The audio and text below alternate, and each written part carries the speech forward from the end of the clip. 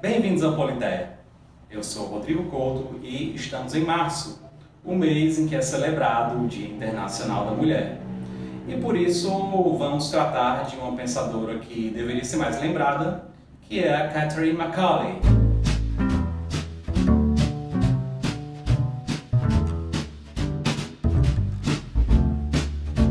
Quando nós estudamos a história do pensamento no século XVIII, existem alguns nomes que estão sempre bem visíveis ou que são sempre lembrados.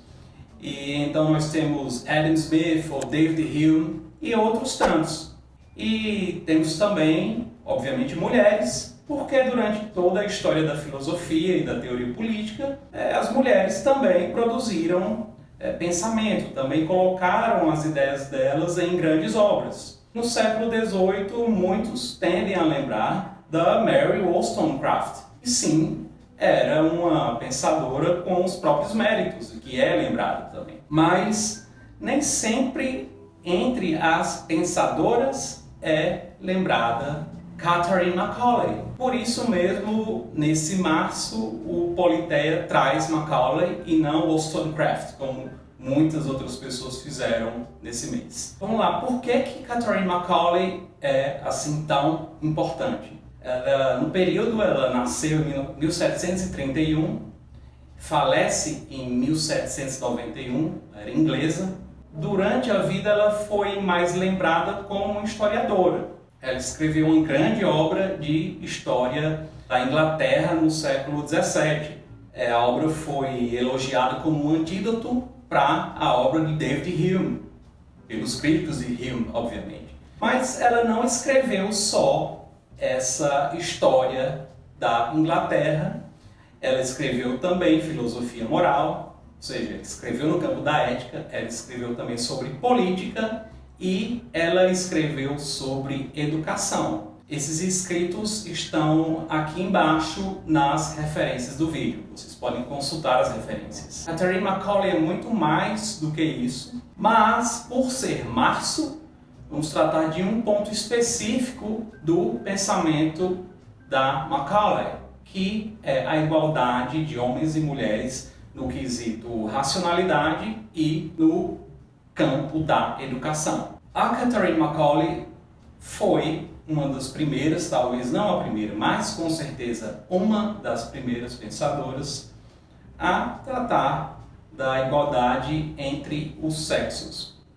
E essa igualdade começa no fato de que homens e mulheres possuem a mesma faculdade racional. Por possuírem a mesma faculdade racional, devem ser educados da mesma forma. Mas vamos compreender melhor as bases dessa afirmação de igualdade. Para isso nós temos que ir ao pensamento da Macaulay sobre natureza humana e sobre moralidade. Quando nós estudamos o pensamento do século XVIII, nós encontramos um conceito, ideia que é recorrente. Está em vários autores, está em várias obras, que é o conceito de natureza humana. Inclusive, o Politeia tem um vídeo sobre como ler teoria política a partir da ideia de natureza humana.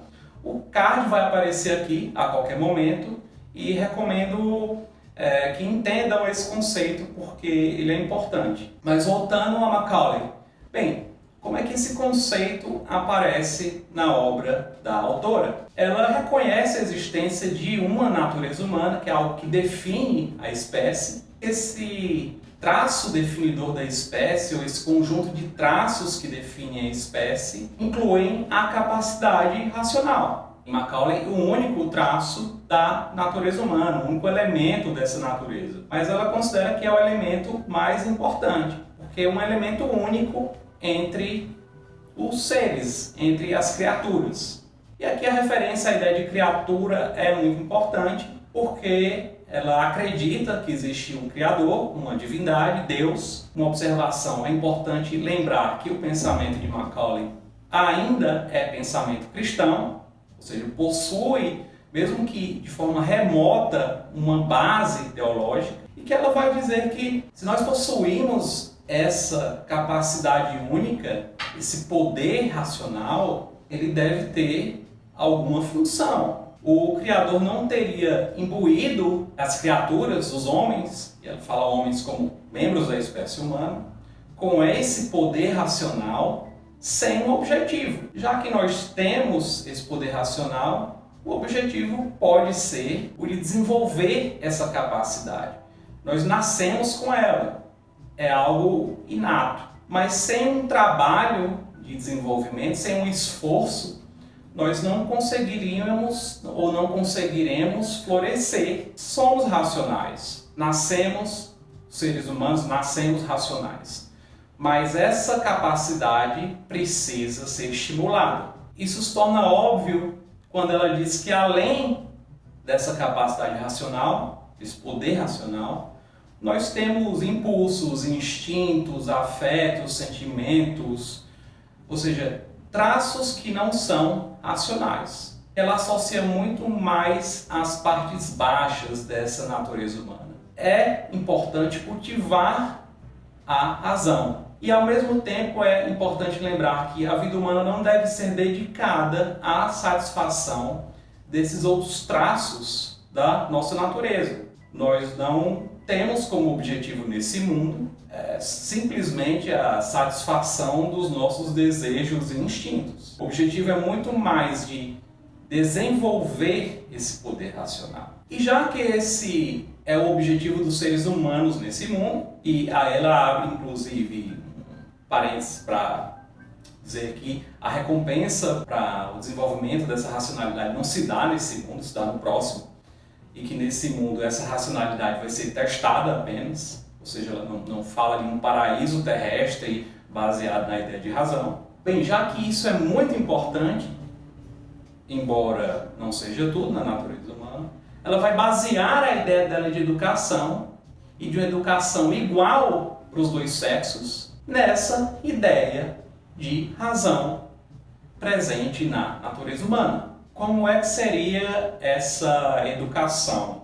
Em termos de conteúdo, ela não é extraordinariamente diferente da educação comum do século XVIII. As crianças ainda seriam alfabetizadas, ainda aprenderiam matemática, ainda aprenderiam latim e grego e seriam introduzidas aos clássicos, francês também. Mas há alguns elementos que mostram que não é a mesma coisa, não é o mesmo tipo de educação. Ela afirma, como vimos, a igualdade da razão entre homens e mulheres, a igualdade dessa capacidade racional. Então ela diz que, bem, já que a natureza humana é idêntica nos dois sexos, essência praticamente idêntica ou essencialmente idêntica, e os dois possuem esse traço de racionalidade, os dois devem ser educados do mesmo modo para o desenvolvimento desse hábito, dessa capacidade de usar a razão. Já que o objetivo do homem na Terra, e aqui voltamos ao ponto anterior para entender melhor esse, é viver e desenvolver essa capacidade racional, a educação deve ter esse objetivo. E deve também servir para desenvolver o hábito desse uso da razão.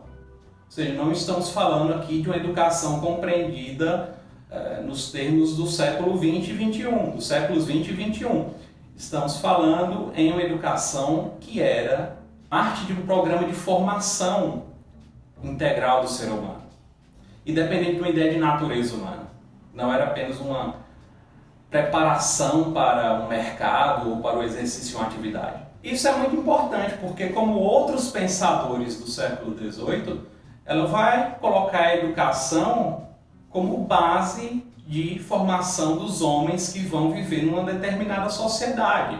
Mas voltando, o que é que mostra, o que é que pode ser mencionado para mostrar esse caráter dessa educação defendida pela Macaulay? É curioso notar que ela afirma que os romances não deveriam ser lidos pelos alunos, pelas crianças, antes do final da sua formação. E vejam, o final da formação, o final da educação, de uma educação completa para ela, ocorria aos 21 anos. Então é bem depois do momento em que os jovens da época começavam a ler os romances. Por que ela falava isso? Os romances, e aqui lembrem, nós estamos ainda antes de Jane Austen, que é no começo do próximo século, do XIX. Macaulay dizia que os romances, eles estimulavam as partes não racionais da natureza humana, ou seja, eles apelavam muito para os afetos, para os sentimentos.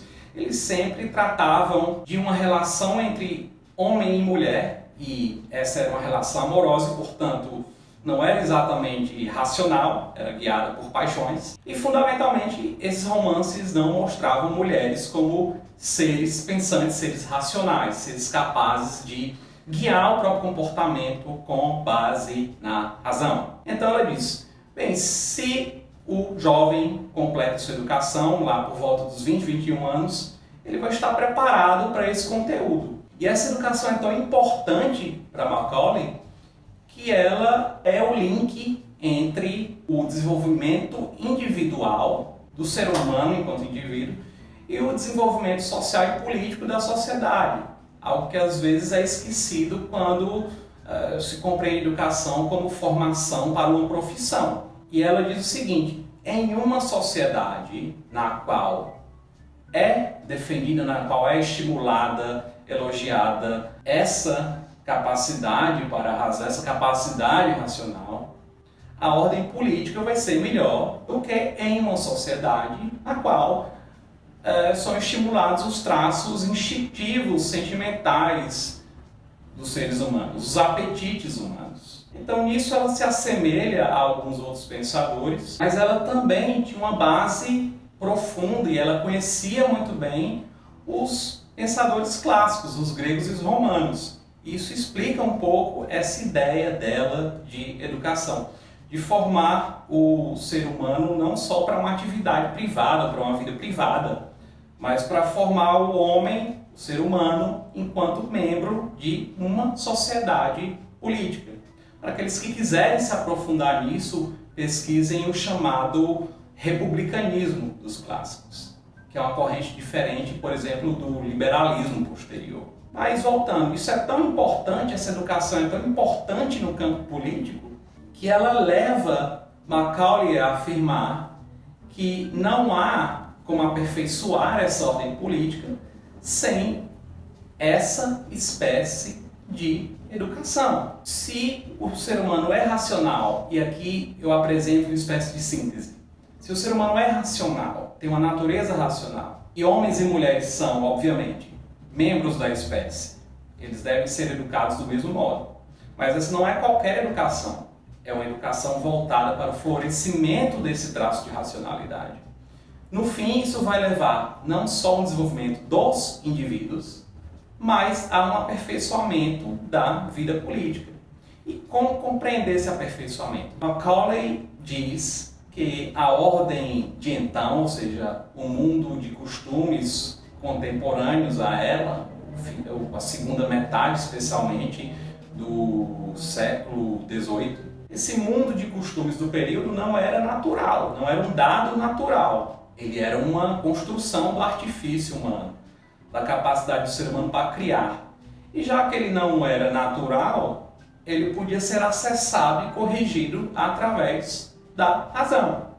Então, uma ordem política poderia ser corrigida dessa forma, mas não sem essa espécie de educação. Claro, isso possui implicações revolucionárias e mais tarde a rixa entre Macaulay e Burke, a rivalidade intelectual, na verdade, ficou conhecida. Esse é um ponto de partida bem comum nos pensadores do século XVIII. Por mais que seja comum, possui, no entanto, em Macaulay, a especificidade de apresentar os dois gêneros, os dois sexos, como queiram, como dignos da mesma espécie de educação. Essa foi a contribuição de Macaulay, pensar os dois sexos integrados a uma sociedade política e pensar em uma educação que não apenas partia de uma natureza idêntica, uma natureza humana idêntica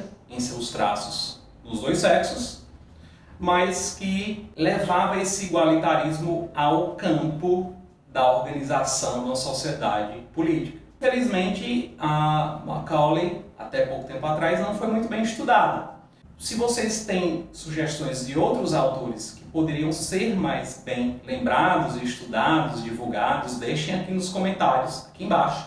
E que outros autores você acha que poderiam ser mais bem lembrados ou estudados? Deixe a sua sugestão de autores nos comentários. E lembre de se inscrever no canal, ativar o sininho e até o próximo vídeo. Tchau, tchau!